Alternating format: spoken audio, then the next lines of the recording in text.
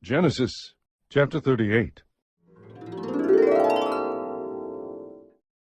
And it came about at that time that Judah departed from his brothers and visited a certain Adulamite, whose name was Hira. Judah saw there a daughter of a certain Canaanite whose name was Shua, and he took her and went in to her. So she conceived and bore a son, and he named him Then she conceived again and bore a son, and named him Onan. She bore still another son, and named him Shelah. And it was at Chizib that she bore him. Now Judah took a wife for his firstborn, and her name was Tamar. But Judah's firstborn, was evil in the sight of the Lord, so the Lord took his life. Then Judah said to Onan, Go into your brother's wife, and perform your duty as a brother-in-law to her, and raise up offspring for your brother.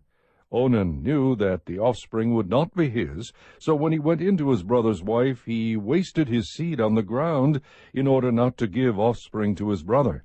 But what he did was displeasing in the sight of the Lord, so he took his life also. Then Judah said to his daughter-in-law Tamar, Remain a widow in your father's house until my son Shelah grows up.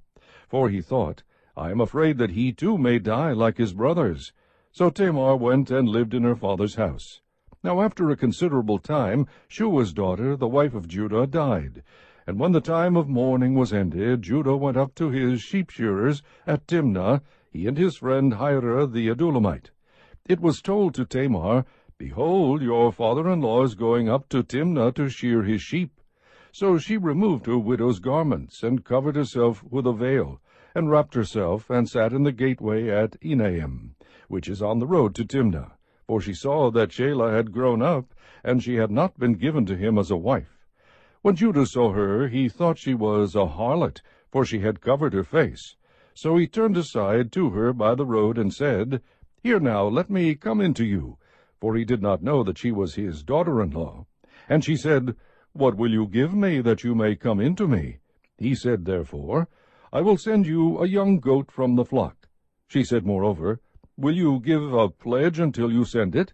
He said, What pledge shall I give you? And she said, Your seal, and your cord, and your staff that is in your hand. So he gave them to her, and went in to her, and she conceived by him. Then she arose and departed, and removed her veil, and put on her widow's garments. When Judah sent the young goat by his friend the Adulamite to receive the pledge from the woman's hand, he did not find her. He asked the men of her place, saying, Where is the temple prostitute who was by the road at Enaim? But they said, There has been no temple prostitute here. So he returned to Judah and said, I did not find her, and furthermore the men of the place said, There has been no temple prostitute here. Then Judah said, Let her keep them, otherwise we will become a laughingstock. After all, I sent this young goat, but you did not find her. Now it was about 3 months later that Judah was informed, Your daughter-in-law Tamar has played the harlot, and behold, she is also with child by harlotry. Then Judah said, Bring her out, and let her be burned. It was while she was being brought out that she sent to her father-in-law, saying, I am with child by the man to whom these things belong. And she said, Please examine and see whose signet ring and cords and staff are these.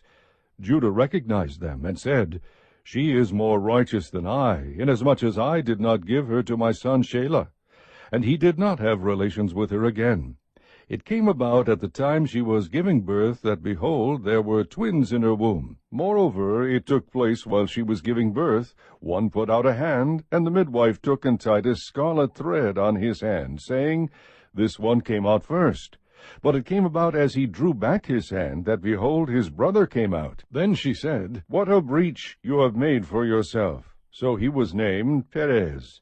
Afterward his brother came out, who had the scarlet thread on his hand, and he was named Zerah. Chapter 39.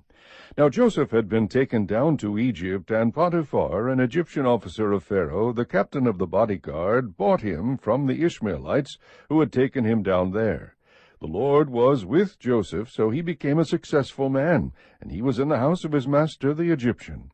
Now his master saw that the Lord was with him, and how the Lord caused all that he did to prosper in his hand. So Joseph found favor in his sight, and became his personal servant, and he made him overseer over his house, and all that he owned he put in his charge. It came about that from the time he made him overseer in his house, and over all that he owned, the Lord blessed the Egyptian's house on account of Joseph. Thus the Lord's blessing was upon all that he owned in the house and in the field. So he left everything he owned in Joseph's charge, and with him there he did not concern himself with anything except the food which he ate. Now Joseph was handsome in form and appearance. It came about after these events that his master's wife looked with desire at Joseph, and she said, "Lie with me." But he refused, and said to his master's wife, "Behold, with me here my master does not concern himself with anything in the house, and he has put all that he owns in my charge. There is no one greater in this house than I, and he has withheld nothing from me except you, because you are his wife. How then could I do this great evil and sin against God?" As she spoke to Joseph day after day, he did not listen to her to lie beside her or be with her. Now it happened one day that he went into the house to do his work, and none of the men of the household was there inside. She caught him by his garment, saying, "Lie with me." And he left his garment in her hand, and fled, and went outside. When she saw that he had left his garment in her hand, and had fled outside, she called to the men of her household, and said to them, "See, he has brought in a Hebrew to us to make sport of us. He came in to me to lie with me, and I screamed. When he heard that I raised my voice and screamed, he left his garment beside me, and fled, and went outside." So she left his garment beside her until his master came home. Then she spoke to him with these words, "The Hebrew slave whom you brought to us came in to me to make sport of me, and as I raised my voice and screamed, he left his garment beside me and fled outside." Now when his master heard the words of his wife, which she spoke to him, saying, "This is what your slave did to me," his anger burned. So Joseph's master took him and put him into the jail, the place where the king's prisoners were confined, and he was there in the jail. But the Lord was with Joseph, and extended kindness to him, and gave him favor in the sight of the chief jailer. The chief jailer committed to Joseph's charge all the prisoners who were in the jail, so that whatever was done there he was responsible for it. The chief jailer did not supervise anything under Joseph's charge, because the Lord was with him, and whatever he did the Lord made to prosper. Chapter 40. Then it came about after these things, the cupbearer and the baker for the king of Egypt offended their lord, the king of Egypt. Pharaoh was furious with his two officials, the chief cupbearer and the chief baker, so he put them in confinement in the house of the captain of the bodyguard in the jail, the same place where Joseph was imprisoned. The captain of the bodyguard put Joseph in charge of them, and he took care of them, and they were in confinement for some time. Then the cupbearer and the baker for the king of Egypt, who were confined in jail, both had a dream the same night, each man with his own dream, and each dream with its own interpretation. When Joseph came to them in the morning and observed them, behold, they were dejected. He asked Pharaoh's officials, who were with him in confinement in his master's house, "Why are your faces so sad today?" Then they said to him, "We have had a dream, and there is no one to interpret it." Then Joseph said to them, "Do not interpretations belong to God? Tell it to me, please." So the chief cupbearer told his dream to Joseph, and said to him, "In my dream, behold, there was a vine in front of me, and on the vine were 3 branches, and as it was budding, its blossoms came out, and its clusters produced ripe grapes. Now Pharaoh's cup was in my hand, so I took the grapes and squeezed them into Pharaoh's cup, and I put the cup into Pharaoh's hand." Then Joseph said to him, "This is the interpretation of it. The 3 branches are 3 days. Within 3 more days Pharaoh will lift up your head and restore you to your office, and you will put Pharaoh's cup into his hand according to your former custom when you were his cupbearer. Only keep me in mind when it goes well with you, and please do me a kindness by mentioning me to Pharaoh, and get me out of this house.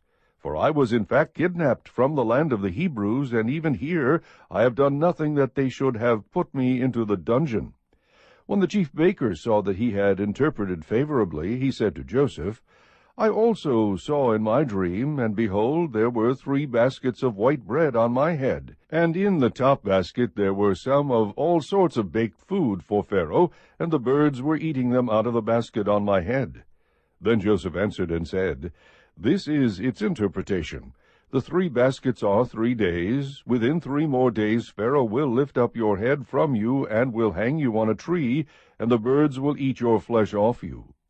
Thus it came about on the 3rd day, which was Pharaoh's birthday, that he made a feast for all his servants.